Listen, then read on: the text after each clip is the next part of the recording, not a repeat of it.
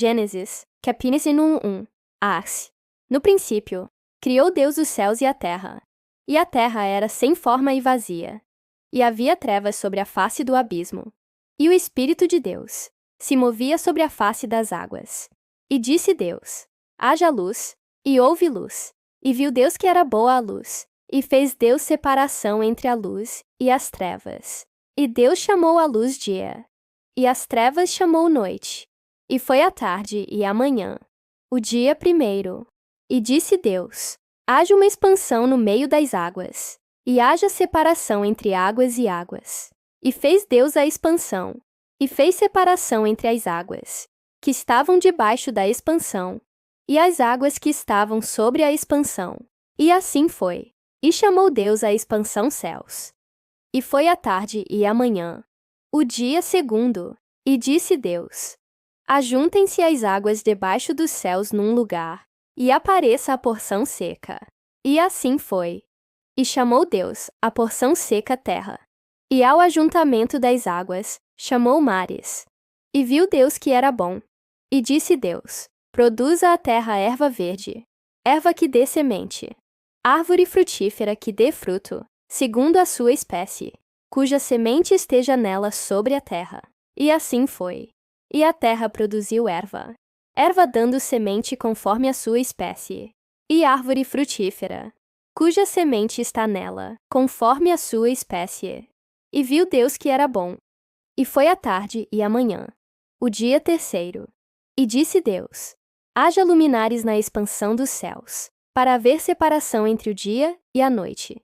E sejam eles para sinais e para tempos determinados, e para dias e anos. E sejam para luminares na expansão dos céus, para alumiar a terra. E assim foi. E fez Deus os dois grandes luminares, o luminar maior para governar o dia, e o luminar menor para governar a noite. E fez as estrelas. E Deus os pôs na expansão dos céus, para alumiar a terra, e para governar o dia e a noite, e para fazer separação entre a luz e as trevas. E viu Deus que era bom.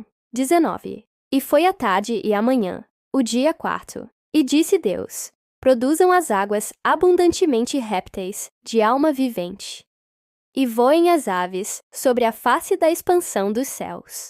E Deus criou as grandes baleias, e todo réptil de alma vivente, que as águas abundantemente produziram conforme as suas espécies, e toda ave de asas, conforme a sua espécie.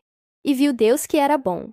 E Deus os abençoou, dizendo: frutificai e multiplicai-vos, e enchei as águas nos mares, e as aves se multipliquem na terra. E foi a tarde e a manhã, o dia quinto. E disse Deus: produza a terra alma vivente conforme a sua espécie, gado, e répteis, e bestas feras, da terra conforme a sua espécie. E assim foi. E fez Deus as bestas feras da terra, conforme a sua espécie, e o gado conforme a sua espécie, e todo o réptil da terra, conforme a sua espécie. E viu Deus que era bom. E disse Deus: façamos o homem à nossa imagem conforme a nossa semelhança, e domine sobre os peixes do mar, e sobre as aves dos céus, e sobre o gado, e sobre toda a terra, e sobre todo réptil que se move sobre a terra. E criou Deus o homem à sua imagem. A imagem de Deus o criou. Macho e fêmea os criou. E Deus os abençoou. E Deus lhes disse: frutificai e multiplicai-vos, e enchei a terra, e sujeitai-a. E dominai sobre os peixes do mar, e sobre as aves dos céus, e sobre todo o animal que se move sobre a terra. E disse Deus: eis que vos tenho dado toda a erva que dá semente, e que está sobre a face de toda a terra, e toda a árvore em que há fruto de árvore que dá semente, ser-vos-ão para mantimento, e a todo animal da terra, e a toda a ave dos céus, e a todo réptil da terra, em que há alma vivente, toda a erva verde lhe será para mantimento. E assim foi. E viu Deus tudo quanto tinha feito, e eis que era muito bom. E foi a tarde e a manhã, o dia sexto. Gênesis capítulo 2. Arque. Assim, os céus, e a terra, e todo o seu exército foram acabados.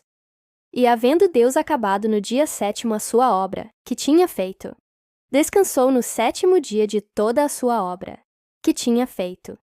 E abençoou Deus o dia 7º e o santificou, porque nele descansou de toda a sua obra, que Deus criara e fizera. Estas são as origens dos céus e da terra, quando foram criados, no dia em que o Senhor Deus fez a terra e os céus. Toda a planta do campo ainda não estava na terra, e toda a erva do campo ainda não brotava, porque ainda o Senhor Deus não tinha feito chover sobre a terra, e não havia homem para lavrar a terra. Um vapor, porém, subia da terra e regava toda a face da terra.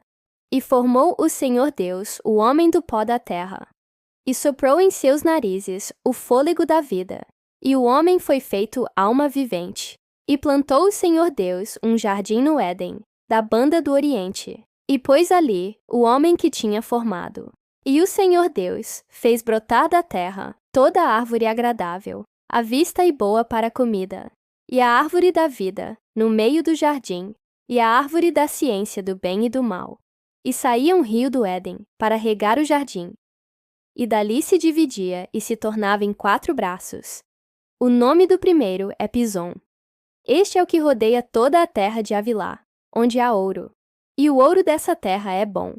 Ali há o bidélio e a pedra sardônica. E o nome do segundo rio é Gion. Este é o que rodeia toda a terra de Cush. E o nome do terceiro rio é Hidekel. Este é o que vai para a banda do oriente da Assíria. E o quarto rio é o Eufrates. E tomou o Senhor Deus o homem, e o pôs no jardim do Éden, para o lavrar e o guardar. E ordenou o Senhor Deus ao homem, dizendo: De toda árvore do jardim comerás livremente, mas da árvore da ciência do bem e do mal, dela não comerás. Porque no dia em que dela comeres, certamente morrerás. E disse o Senhor Deus: Não é bom que o homem esteja só. Far-lhe-ei uma adjutora que esteja como diante dele. Havendo, pois, o Senhor Deus formado da terra todo o animal do campo e toda a ave dos céus, os trouxe a Adão, para este ver como lhes chamaria. E tudo o que Adão chamou a toda a alma vivente, isso foi o seu nome. E Adão pôs os nomes a todo o gado, e às aves dos céus, e a todo animal do campo. Mas para o homem não se achava adjutora que estivesse como diante dele. Então o Senhor Deus fez cair um sono pesado sobre Adão, e este adormeceu, e tomou uma das suas costelas, e cerrou a carne em seu lugar.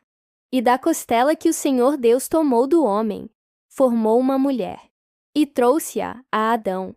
23. E disse Adão: Esta é agora osso dos meus ossos, e carne da minha carne. Esta será chamada varoa, porquanto do varão foi tomada. Portanto, deixará o varão o seu pai e a sua mãe, e apegar-se-á à sua mulher. E serão ambos uma carne.